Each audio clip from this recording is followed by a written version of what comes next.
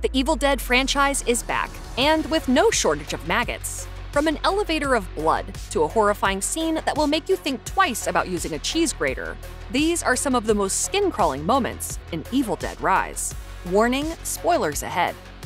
In a change of scenery for the Evil Dead series, we leave the cabin in the woods behind in favor of a run-down LA apartment occupied by Ellie, her 3 kids, Danny, Bridget, and Cassie, and her sister Beth. The film ends by coming full circle, revealing what led to the film's horrific opening sequence. In the closing scene, we're shown the morning after the anarchy, with the apartment complex finally in a state of calm. It's then that we see that Jessica, the possessed girl from the opening, once lived in the same apartment as Ellie and her family. We quickly learn that she slept through the earthquake and subsequent mayhem of the night before, completely oblivious to the nightmare that's occurred. As she heads into the parking garage, she FaceTimes with Teresa. However, as Jessica prepares to leave the garage, she notices the aftermath of the previous night. This includes several puddles of blood and Ellie's wrecked car. Just as she starts to freak out, she's swarmed on both sides by more Deadite spirits. Following a powerful earthquake, the 3 siblings stumble across a hole in the parking garage. Danny descends into it and finds a decrepit bank vault. After a fake-out jump scare courtesy of a Jesus statue, Danny stumbles across a payload of old documents and vinyl records. It's then that he finds an altar of sorts, adorned with a surplus of crosses and crucifixes that contains the Book of the Dead. The trio return to the apartment, where Danny and Bridget begin examining the book, hoping that it might be worth some money. The book's pages are locked with sharp teeth, and sinister veins are worming across the cover. It's those very sharp teeth that nick Danny, causing his blood to drip onto the book where it is quickly absorbed into the cover. The book's teeth then unlock, revealing pages upon pages of images depicting possession, evil rituals, and horrific human sacrifices. Following Ellie's possession, she makes several attempts on the lives of her 3 children and her sister Beth. Her oldest daughter Bridget is the first one to be seriously wounded by her demonic mom. Mommy's with the maggots now. After stabbing Beth through the hand with a piece of glass, Ellie sets her sights on Bridget and picks a unique weapon, her tattoo gun. A demonic Ellie attacks her daughter with the gun. She stabs Bridget in the cheek, leaving a nice juicy cut that she immediately hones in on. Ellie then extends her gnarled, bloody tongue and licks her daughter's wound, infecting her with Deadite blood, leading to Bridget's possession. Early on in Evil Dead Rise, we see Cassie making her staff that's half doll, which she names Staffney.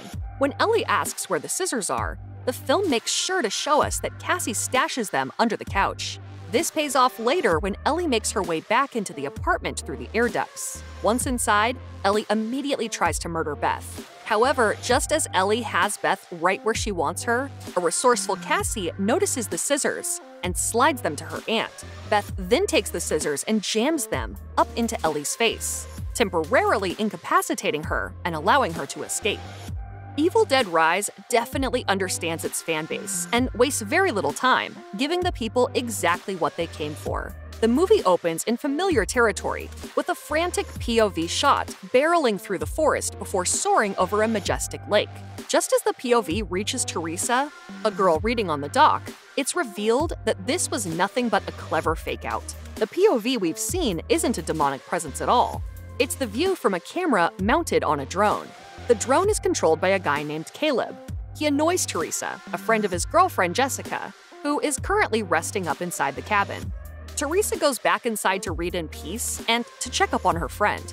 However, as she reads her book, a strange-sounding Jessica begins reciting the words from the book aloud, as if she's reading Teresa's mind. As Teresa leans in to check on her, Jessica grabs her friend and rips her scalp clean off her head. Teresa, bleeding to death, stumbles outside and horrifies Caleb. Jessica follows and drags Caleb under the water where she decapitates him with his drone. Jessica then rises from below the surface as the film's title rises from behind her. Following Ellie's demonic first episode, Beth and the kids attempt to flee, making it into the hallway before Ellie gives chase. It's here that Ellie reveals her possessed form to the rest of the floor's tenants and goes on a rampage. This includes jumping on her neighbor Gabe and violently biting his face, eventually ripping his eyeball out with her teeth. In almost an instant, Ellie makes quick work of Gabe by ripping his throat out, as well as tearing his 2 kids apart. She also takes out an elderly tenant, brandishing a shotgun. It's a brutal moment that shows just how quickly Ellie can kill. During the psychotic attack, Beth and the 3 kids get back inside the apartment and barricade the door. With the door temporarily secured, Beth approaches the peephole and takes a look back out into the hallway outside. The film truly kicks off when Danny plays both of the vinyl records he's found in the abandoned bank vault. Both records contain recordings belonging to someone associated with a church who has translated the Book of the Dead. The words are spoken via the recording, immediately unleashing the Deadite curse on the apartment complex. It's here that poor Ellie, while heading into the parking garage, is blasted back into the elevator by some unseen entity. As if the wind wasn't thoroughly knocked out of her already, the elevator then rockets back up to the 13th floor. After having one of her piercings forcibly ripped out by the invisible entity, the elevator itself begins attacking her. A battered Ellie heads back into the apartment where, in a possessed trance, she begins aggressively cooking eggs on the stove. What's up, sis? After a few back-to-back incidents in the apartment, Beth and Cassie make a break for the hallway, still littered with the corpses of their neighbors. They try to enter an apartment that has access to a potential getaway route via the fire escape. Beth grabs a shotgun from one of the dead residents, which she plans to use to open the apartment, but is distracted by Ellie. Beth shoots her demonic sister's leg clean off her body, but at this point, it's revealed that the rest of the apartment residents are Deadites as well. No matter how busy you ever got, you always found time for me. From Danny's elevator vision in The Shining to a recent sequence in Megan, elevators are definitely the last place you want to be in a horror film. Case in point, the sickening fate that nearly befalls Beth and Cassie when fleeing from the hallway of horrors. After skewering Ellie in the face with scissors, Beth and Cassie escape out into the hallway. Everybody here dies by dawn, Beth. However, as they look to unlock the door of a potential escape route, the dead residents suddenly spring back to life, all under the influence of the Deadites. As the possessed residents taunt them with a chant of "Dead by Dawn," Beth and Cassie flee to the malfunctioning elevator. Cassie discovers that what's been keeping the door jammed are Ellie's keys from earlier, allowing the doors to finally close. Sadly, after hitting the button for the garage on the lower level, the elevator begins to fill with gallons of blood. The top of the elevator is attacked by a Deadite monster, causing it to plummet to the floor below. This leads to a glorious explosion of blood as the elevator collides with the ground floor, freeing Beth and Cassie in the process. After being attacked by Ellie with a tattoo gun, Bridget heads into the bathroom to examine her cut, which looks noticeably infected. As she examines the wound, black veins begin spreading from the cut, followed up by a blood fountain pouring out of her nose and mouth. Not long after, her fate is clear when Beth sees Bridget perched on the kitchen counter with her back facing them. When she turns around, Bridget reveals that she is eating a glass vase, leading to some gnarly shots of the glass cutting her throat from the inside. She then follows up this sick visual with another one when she begins slicing up Beth's leg with a cheese grater.